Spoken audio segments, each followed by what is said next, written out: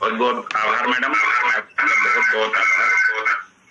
अब हम आग्रह करेंगे माननीय प्रोफेसर विश्वास चौहान जी से, जो department of law, state law college Bhopal Madhya Pradesh में जो है प्रोफेसर हैं, और वास्तव में ये टॉपिक जो है आपसे ही रिलेटेड है कि भारतीय संविधान और गुरु नानक देव जी का चिंतन। और आपको टॉपिक भी ऐसा दिया गया है कि आप जो है दोनों की साम्यता, नीति निर्देशक तत्व एवं गुरु नानक देव जी के चिंतन में साम्यता, इसको आप जो है हम सभी को इस बारे में मार्गदर्शन करें और सभी को बताएं कि जो है नीति निर्देशक तत्व और गुरु नानक देव जी के चिंतन में क्या साम्यता है। प्रोफेसर विश्वास चौहान जी, आप सब मुझे सुन पा रहे हैं? मेरी आवाज आता है? Yes sir, you are audible. You are audible sir. Okay sir, thank you. तो आज के इस अंतर्राष्ट्रीय वेबिनार के प्रायोजक इंदिरा गांधी राष्ट्रीय कला केंद्र नई दिल्ली के निदेशक प्रोफेसर सच्चिदानंद जी, जो कि आप भोपाल में रहे हैं और मेरे श्रद्धेय बड़े भाई और मित्र भी हैं, इसलिए मैं विशेष रूप से आपका नाम पहले उल्लेख कर रहा हूं। इस वेबिनार के आयोजक संकल्प ग्रुप ऑफ इंस्टीट्यूट गाजियाबाद के सम्मानित director professor doctor Amarjeet Singh ji, संस्था के सम्मानित प्राचार्य आदरणीय कश्यप जी, इस कार्यक्रम के कन्वीनर और संस्था के एचओडी आदरणीय अचल पंड्या जी, जिनका हमें संदेश मिला और हम जुड़ पा रहे हैं उनके लिंक से, और विशेष रूप से प्रोफेसर बीसी महापात्रा जी, साथ ही देश विदेश से इस अंतर्राष्ट्रीय वेबिनार में शामिल सभी सहभागी साथियों, आप सभी ने मुझे आज इस वेबिनार में नीति निर्देशक तत्व और गुरु नानक देव जी के विचारों में साम्यता विषय पर बोलने का आग्रह किया है। वास्तव में मेरे लिए ये बड़े सौभाग्य का अवसर है, क्योंकि 551 साल पहले लगभग भारत के पंजाब में पूजनीय गुरु नानक देव जी एक ऐसे महान संत थे जिन्हें आज के भारतीय संविधान की सजीव या मूर्तिमंत प्रस्तावना कहा जा सकता है, चलती फिरती प्रस्तावना संविधान की जिन्हें कहा जा सकता है। वास्तव में जिस प्रकार भारतीय संविधान में न्याय, स्वतंत्रता और समानताओं की बात की गई है, उसी प्रकार का संदेश हमारे पूजनीय सिख पंथ के प्रथम गुरु पूजनीय गुरु नानक जी के दर्शन, संदेश और उनकी शिक्षाओं में मिलता है। उन्होंने भारतीय गणराज्य से सुदूर बगदाद तक आध्यात्मिकता, परमेश्वर के साथ एकता और भक्ति के महत्व के संदेश को फैलाया था। यही वजह है कि आज लगभग 551 वर्ष के बाद भी हम उनका नाम श्रद्धा से स्मरण कर रहे हैं। दरअसल सिख धर्म में 10 गुरु जी हुए हैं और पूजनीय गुरु नानक देव जी प्रथम गुरु थे, जिन्होंने 24 वर्षों में 2 उपमहाद्वीपों के 60 प्रमुख शहरों की पैदल यात्रा की और इस दौरान 28,000 किलोमीटर का सफर पैदल तय किया। इसलिए उनके उपदेशों और दर्शन में समाज की जमीनी हकीकत और दर्शन दिखाई पड़ते हैं। मैं यहाँ यह भी विशेष रूप से बताना चाहता हूं कि अपनी इस यात्रा के इस 28,000 किलोमीटर के रास्ते में पड़ने वाली हर रियासत या राज्य के सभी राजाओं, बादशाहों, नवाबों, सभी से नानक देव जी मिले और उन्हें अपने राज्य में ऊंच नीच, जात पात, अंधविश्वास को खत्म कर आपसी सद्भावना, समानता और न्याय को कायम रखने की नीति समझाई और जनहित में सामान्य जनता को भी निर्देश दिए कि वे अपने कर्तव्यों का पालन करें। वास्तव में ये वही काम था जो आज भारतीय संविधान के भाग 4 में उल्लेखित नीति निर्देशक तत्वों का आज के राज्य, केंद्र शासन और जनता के लिए है, जो आज के विषय का संदर्भ भी है। वास्तव में भारतीय संविधान में आयरलैंड के संविधान से directive principles of state policy अर्थात राज्य के नीति निर्देशक तत्व लिए गए हैं, जो संविधान के भाग 4 में आर्टिकल 36 से आर्टिकल 51 तक उल्लेखित है। क्योंकि हम सभी वक्ताओं को 15 मिनट का ही समय उपलब्ध है, इसलिए मैं समय अभाव के कारण वो 36 से 51 और उसके बाद की सारी चीजें नहीं बता पाऊंगा, लेकिन कुछ प्रमुख नीति निर्देशक तत्वों को ही पूजनीय नानक जी के विचारों से साम्यता के लिए उल्लेखित कर पा रहा हूं। नीति निर्देशक तत्वों के अंतर्गत आर्टिकल 48A और 41G में पर्यावरण संरक्षण की बात कही गई है और गुरु नानक देव जी ने 450 वर्ष पूर्व पर्यावरण संरक्षण के लिए जपूजी साहित्य में लिखा है कि पवनो गुरु पानी पिता माता धरती महतु दिवसु राति दुई दाई दाई आखिले सगल जगतु, अर्थात हवा वह गुरु है जो आदमी के जीवन को चलायमान करती है। पानी पिता और पृथ्वी मां सदृश है। इन दोनों के मेल से सारे घास फूस, पौधे पत्ते, जीव जंतु जन्म लेते हैं। तब दिन और रात लोगों को पुरुषार्थ कराने वाले सेवक और सेविकाएं आज गुरु नानक देव जी की सलाह पर अमल करके दुनिया के पर्यावरण का संरक्षण किया जा सकता है, प्रदूषण को दूर किया जा सकता है, वो भी आध्यात्मिकता के साथ। नीति निषेध तत्वों के अंतर्गत आर्टिकल 48 में पशु संरक्षण के साथ गोवध निषेध की बात भी है। गाय हत्या नहीं होना चाहिए। इस संबंध में मैं आपको बताना चाहता हूं कि गुरु नानक देव जी अपने शिष्यों के साथ 1515 ईस्वी में 1515 ईस्वी में लुधियाना आए और आज जहां गुरुद्वारा गऊ घाट पर रुके, उस वक्त लुधियाना पर जलाल खान लोधी का शासन था। उस दौर में गौ हत्या चरम पर थी। बताते हैं कि तब सतलुज दरिया लगातार लुधियाना शहर की तरफ कटाव कर रहा था और दरिया कटाव करते हुए बुड्ढा दरिया वाली जगह तक पहुंच गया था। वहां से शहर कुछ ही दूरी रह गया था। जलाल खान को पता चला कि गुरु नानक देव जी जहां विश्राम कर रहे हैं, तो वो उनके पास पहुंच गया। उसने पूजनीय गुरु जी से सतलुज के कटाव से बचाने की गुजारिश की। गुरु जी ने उससे कहा कि अपने राज्य में गौ हत्या बंद कर दे, तो सतलुज के कटाव से उसका राज्य बच जाएगा। अब ये गुरु जी की क्या वाणी थी, क्या उनका वो था, वो जाने, लेकिन जलाल खान ने गुरु जी को वचन दिया और गुरु जी ने इस जगह पर गौ हत्या रुकवाई थी। इसलिए इस गुरुद्वारे का नाम गुरुद्वारा गौघाट रखा गया। ऐसा मुझे जब अध्ययन कर रहा था तो पता चला। आज भी गुरुद्वारा परिसर में सरोवर है, उसके पीछे बुड्ढा दरिया है। हर संक्रांति को बड़ी संख्या में श्रद्धालु यहाँ स्नान करने आते हैं और अपने बैल और जानवरों की भी वहां पूजा होती है। प्रबंधकों का कहना है कि इतिहास से प्राप्त तथ्यों के मुताबिक गुरु नानक देव जी यहाँ पर करीब आधा दिन रुके थे और उसके बाद ठक्करवाल चले गए थे।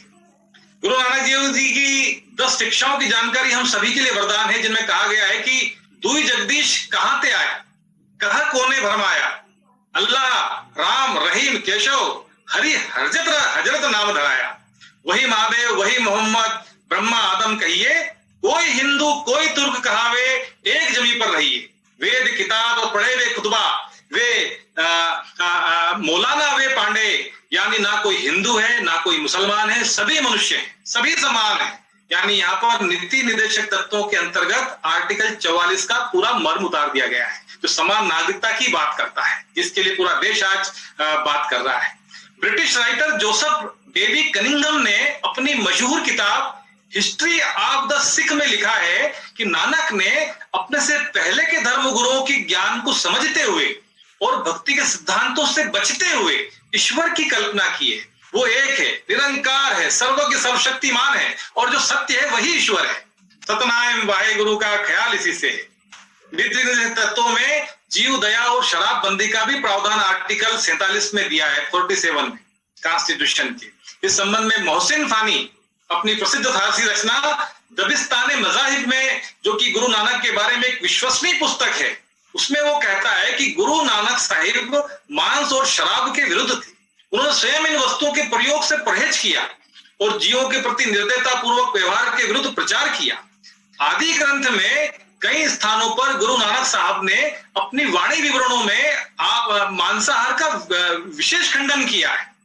और जपू जी साहिब जो है, जपू जी के एक स्थान पर गुरु नानक देव जी कहते हैं कि संसार में अनेक लोग जीव हत्या के भागी बनते हैं और अनेक मलेच्छ बुद्धि लोग अपवित्र भोजन करते हैं। असंख्य गलवड़ हतिहा कमाही, असंख्य पापी पापू करी जाही, असंख्य कुड़ियार कुड़े फिराही, असंख्य मलेच्छ मधुख खिलाई। गुरु नानक जी के 10 अनमोल वचनों में से यह एक है। स्त्री जाति का आदर करना चाहिए।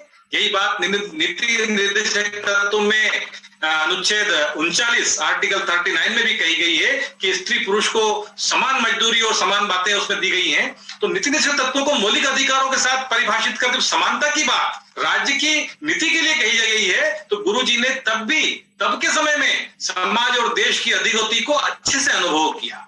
उन्होंने निरंतर छिन्न भिन्न होते जा रहे सामाजिक ढांचे को अपने हृदय स्पर्शी उपदेशों से पुनः एकता के सूत्र में बांध दिया।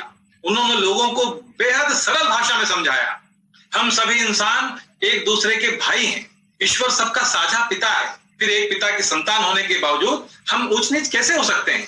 अव्वल अल्लाह नूर उपाया, एक कुदरत के सब बंदे, एक नूर ते सब जग उपजिया, कौन भले को मंदे। उन्होंने संबंध में यह भी कहा कि थापिया ना जाई कित्ता ना हुई, आपे आपी निर्जनु सोई, भगवान अजन्मा निराकार मायातीत अटल सिद्ध स्वरूप अनादि और अनंत है। ये संदेश उनके इस वाणी में मिलता है। भारतीय संविधान के नीति निर्देशक तत्वों में मौलिक कर्तव्य भी शामिल है। जिन्हें अनुच्छेद 51A के अंतर्गत रखा गया है, जिस पर शायद पूर्व में हमारे सच्चिदानंद जी विस्तार से बता चुके हैं। इसमें देश की एकता और अखंडता की बात की गई है। ये जी में ये निर्देश गुरु नानक देव जी की वाणी जो बाबर वाणी में ही मिलते हैं। बाबर वाणी ऐतिहासिक दृष्टि से ऐसा सामाजिक दस्तावेज है जिसमें बाबर के आक्रमण के कारण भारतीय समाज विशेषकर स्त्रियों पर हुए जुल्मों का सीधा निषेध है। गुरु नानक देव बाबर वाणी में भारतवासियों को हिंदुस्तानी कहकर संबोधित करते हैं। ये वही ग्रंथ है जिसका उल्लेख मेरी पूर्व वक्ता आदरणीय डॉक्टर जसपाल कौर जी ने किया है। और अभी मेरे से पहले मध्यकाल में काव्य चिंतन में यह पहला संबोधन है जिसमें गुरु नानक देव जी का, जिसमें भौगोलिक और कौमियत के संकल्प को देश के साथ, राष्ट्र के साथ, नेशन के साथ जोड़ा गया है। इस दृष्टि से गुरु नानक देव पहले राष्ट्रीय चिंतक हैं जो भारत की अखंडता के प्रश्न को अतिरिक्त सम्मान के साथ उठाते हैं। ज्ञान और प्रेम की कसौटी गुरु नानक वाणी की मूल संवेदना है। इस कसौटी पर वही आदमी खरा उतर सकता है जिसकी कथनी और करनी में कोई फर्क ना हो। वे सीधे शब्दों में कहते हैं कि अकाल पुरख उन्हें ही अपनी बख्शीश का आशीर्वाद देगा जो कड़ी आराधना के संघर्ष में खरे साबित होंगे। गुरु नानक देव जी महान वाणीकार थे। उनकी वाणियों में जपूजी साहिब, आशा दीवार, पट्टी वारा महा, सिद्ध गोसटी इत्यादि जो है ये प्रमुख हैं। साहित्यिक दृष्टि से भी गुरु नानक वाणी का पंजाब के साहित्य पर गहरा प्रभाव पड़ा। गुरु नानक देव जी की वाणी श्री गुरु ग्रंथ साहिब में संकलित है। सभी गुरु कवियों ने अपनी वाणी का सृजन करते समय नानक छाप का ही उपयोग किया है, तो भारतीय संविधान उससे कैसे अछूता रह सकता था? क्योंकि वे उनकी विचारधारा का प्रचार प्रसार करने में गौरव का अनुभव पूरा देश करता है, इसलिए उनके सारे विचार, उनके वाणी भारतीय संविधान में आए हैं। श्री गुरु ग्रंथ साहिब की विचारधारा का केंद्र नानक वाणी की वह धुरी है जिसकी परिधि में गुरु नानक देव द्वारा रचित मूल मंत्र की गरिमा का एक बहुत ही अच्छा संसार है, संगत संसार है। भटके हुए लोगों को गुरु नानक वाणी ने नई राह दिखाई। गुरु नानक देव जी का प्रभाव संपूर्ण भारतीय समाज, सभी धर्मों पर, संस्कृति पर और आध्यात्मिक चिंतन पर है, तो संविधान और उसके निर्देशक तत्व कैसे अछूते रह सकते थे? गुरु नानक जी की विचारधारा से एक ऐसी जीवन दृष्टि का निर्माण हुआ जिससे भारतीय समाज में काफी परिवर्तन हुआ, जिसका प्रभाव भारतीय संविधान पर भी पड़ा। और नीति निर्देशक में उनकी 10 शिक्षाएं, उनके 10 वचन और सारे उनके दोहे कहीं न कहीं किसी न किसी रूप में शामिल हैं। गुरु नानक देव जी की जिंदगी के व्यवहारिक पक्ष को जो है वो तरजीह देते थे। वे चाहते थे कि जिंदगी के हर अंधेरे को सच्चाई का सूरज अपनी ऊर्जा से आलोकित कर दे। दुख और सुख तभी आम आदमी को प्रभावित कर सकते हैं जब तक वो नाम की महिमा से वंचित है। और गुरु नानक देव जी ने कुदरत को शक्ति माना जिसकी गरिमा सृष्टि के कण कण में व्याप्त है। नानक वाणी के आध्यात्मिक बोध में भी तर्कशीलता है। नानक वाणी का आकाश उन सार्थक सच्चाइयों में रोशन है जिसमें न भय है, न वैर है, न विरोध है, न असत्य है। वो मूलतः भारतीय संविधान ही तो है। मध्यकाल के नए जीवन बोध की यही रसधारा है। In conclusion, I would like to say that in era of globalization that we are going through today, Nanak can show progressive power on those paths. Those true lamps are Guru Nanak Vani can be light, in whose light the wandering traveler can lead to the right destination. Defeated mentally can be converted into Sarbat de Bhale, mean goodness of all for speech, by speech. This is the immortal message of Nanak Vani on this auspicious of Guru Parva.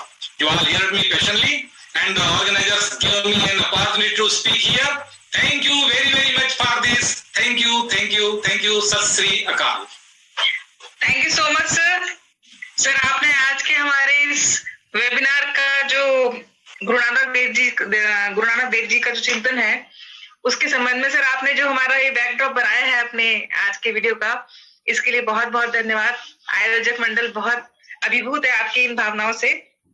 और sir आपने बहुत अच्छे से सारी बातें बताई कि किस प्रकार गुरु नानक देव जी हर भारत में और भारत के संविधान में और भारतीय कल्चर में क्षण क्षण पे उनकी हमें छवि देखने को मिलती है। बहुत बहुत धन्यवाद। Thank you so much sir. Over to Amarjeet Singh ji.